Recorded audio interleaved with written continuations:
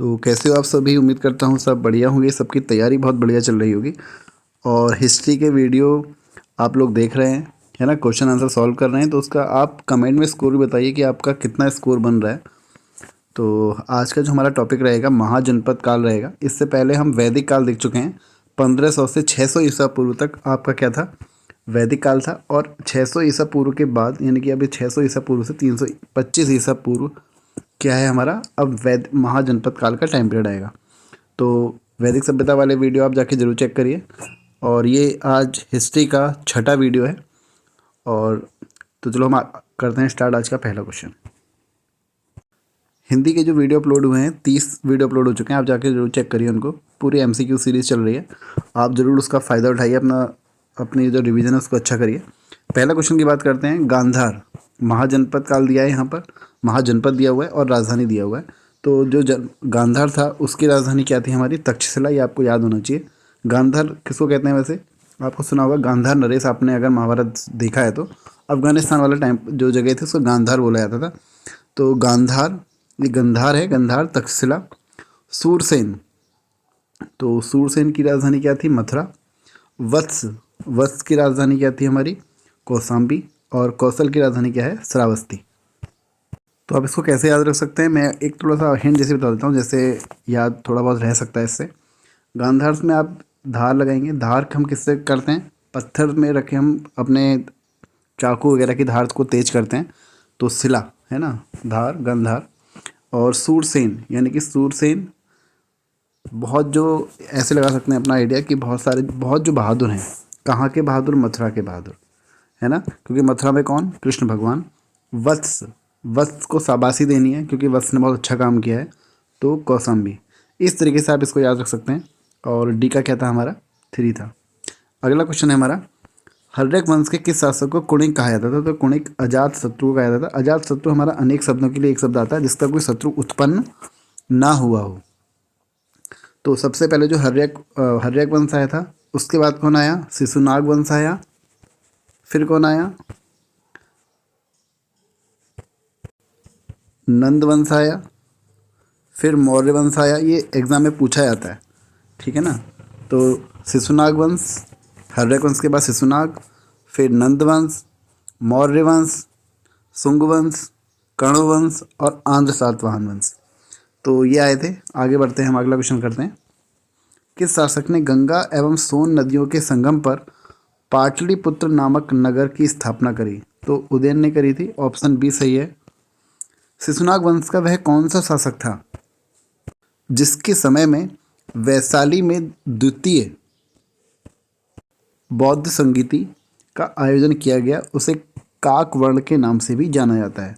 तो जो द्वितीय संगीति हुई थी, बौद्ध संगीति, वो कहाँ हुई, किसके शासनकाल में हुई थी, कालाशोक, है ना, कालाशोक के शासनकाल में हुई थी, जिसे काक वर्ण के नाम से जाना जाता है। जो पहली संगीति कहाँ होती, बौद्ध संगीति, वो हुई थी राजगृह में। दूसरी कहाँ हुई, वैशाली में।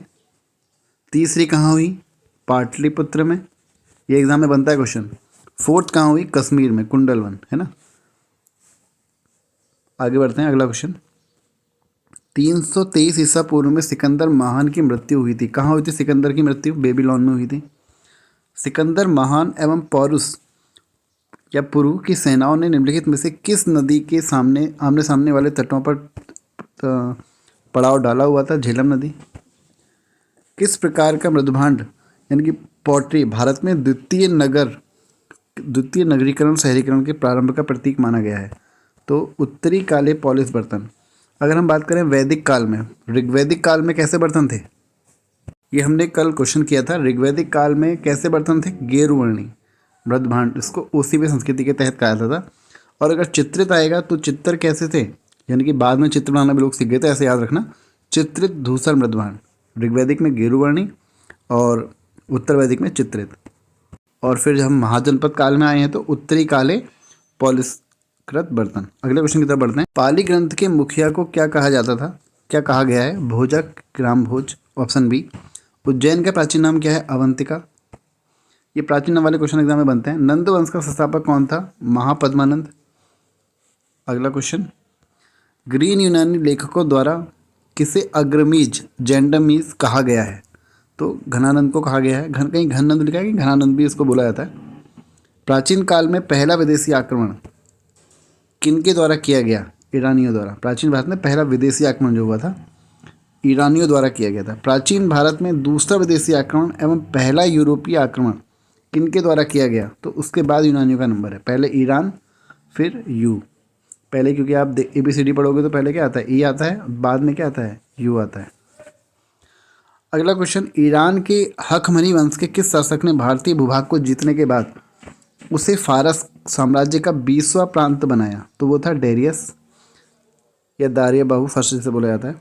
हाइडेस या वितस्ता आधुनिक नाम इसका झेलम है। झेलम का आधुनिक नाम क्या है? वितस्ता।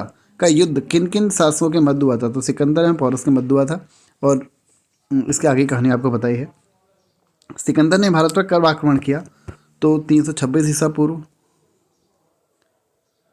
अब ये आपको क्या दिया हुआ है? शासक दिया हुआ है यहाँ पर, है ना, और वंश दिया हुआ है। तो आपको बताना है कौन से कौन वंश का था। तो सबसे पहले सबसे सिंपल वाले की मैचिंग करते हैं। आप भी एग्जाम में यही करिए करिए। जो बिंदुसार है ये कौन से वंश का है? बिंदुसार मौर्य वंश का है। तो डी का तो थर्ड होगा, ठीक है। अब है बिंबसार। जो ये बिंबसार है ये है हर्यक वंश का। कालाशोक, कालाशोक कौन से वंश का है? कालाशोक है हमारा शिशुनाग वंश का। और महापद्मानंद नंद वंश का। तो ए का फर्स्ट, बी का सेकंड, डी का 3 है। तो लगाते हैं इसमें कौन सा ऑप्शन बैठ रहा है, ठीक। तो यही ऑप्शन ठीक है इसका, सेकंड वाला। ए का फर्स्ट है, डी का 3 वाला है ना। आगे बढ़ते हैं। अगला क्वेश्चन है हमारा, फिर वही मैचिंग करानी है आधुनिक क्षेत्र के नाम से। तो मगध, मगध को अब क्या कहते हैं?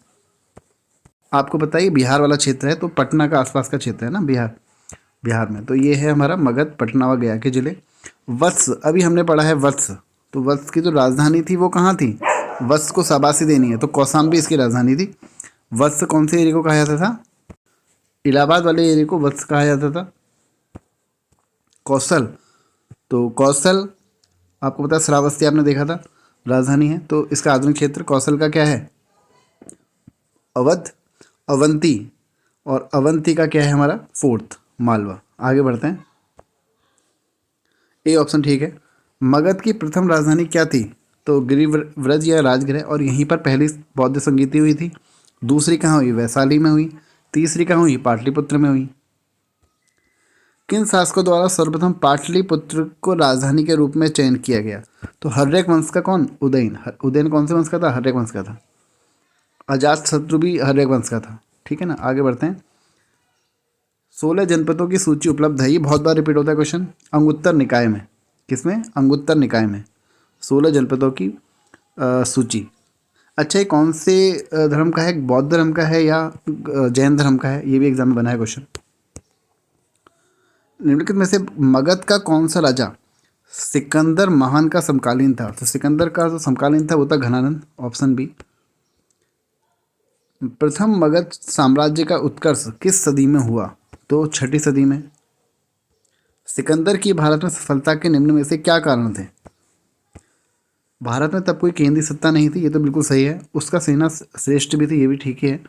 उसे देशद्रोही भारतीय शासकों का सहयोग मिला, आपको पता है मिला था। फिर उसके बाद उसने उसको राज्य देने से भी मना कर दिया था ना। वह एक अच्छा प्रशासक का सभी सही। 1 2 3 4 इसका सही आंसर है। आगे बढ़ते हैं। अब राजा और हमको क्या बताना है? राज्य का, किस राज्य का राजा था? तो जो प्रदोत था हमारा कहाँ का था? अवंती का था। और हमने देखा था अवंती की जो राजधानी, अवंती का आधुनिक क्षेत्र किसको कहते हैं? ये मालवा को कहते हैं, अभी देखा था ना हमने। तो इसका राजा कौन है? प्रदोत। आगे बढ़ते हैं। तो ए का 3 हो गया है। उदयन, उदयन कहाँ का था? हर्यक वंश का था, है ना। और हर्यक वंश कहाँ था आपको पता है। और उदयन कहाँ का होगा? ये होगा वत्स। वत्स को शाबाशी देनी है तो उसका जो आधुनिक क्षेत्र क्या है? कौशाम्बी, है ना, राजधानी सॉरी। और उसका जो अभी हम बोलते हैं आधुनिक क्षेत्र, यानी कि जब हम किस नाम से जानते हैं? इलाहाबाद वाले क्षेत्र को। फिर है प्रसेनजीत। प्रसेनजीत कहाँ का था? कौशल का। और कौशल का जो हमारा नाम था, पुराना नाम, तो जो कौशल की अभी नया नाम है वो क्या है? अवध। और इस समय राजा कौन था कौशल का? प्रसेनजीत थी। और कौशल की जो राजधानी थी उस समय वो कौन सी थी? श्रावस्ती। अजात शत्रु हर्यक वंश का था, और जो इसका आपका वो होगा वो क्या था, मगध का, है ना। अभिलेख की साक्ष्य से प्रकट होता है कि नंद राजा के आदेश से एक नहर खोदी गई। कहाँ खोदी गई थी? कलिंग में खोदी गई थी। कलिंग आज की डेट में कौन सा एरिया पड़ता है? उड़ीसा के आसपास का एरिया कलिंग को बोलते हैं ना। अगला क्वेश्चन है हमारा, पहला ईरानी शासक जिसने भारत के कुछ भाग को अपने अधीन किया था तो वो था डेरियस।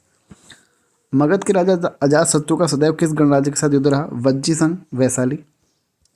वज्जी संघ के विरुद्ध मगध राज्य के किस शासक ने प्रथम बार रथ मूसल तथा महाशिलाकंटक नामक गुप्त हथियारों का प्रयोग किया? ये आया है बहुत बार क्वेश्चन। अजातशत्रु।